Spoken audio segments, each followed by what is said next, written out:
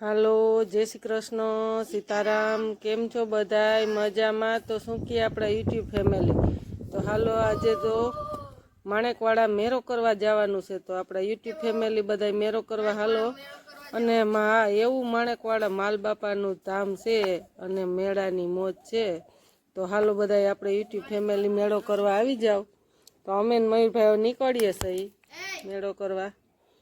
તો હાલો, તમારે કોઈ પણને મેળો કરવો હોય તો આવી જાવ. કોને કોણે માણેકવાડે મેળો કર્યો છે એ ખાસ કરીને માલબાપા કમેન્ટ લખજો. જય માલબાપા.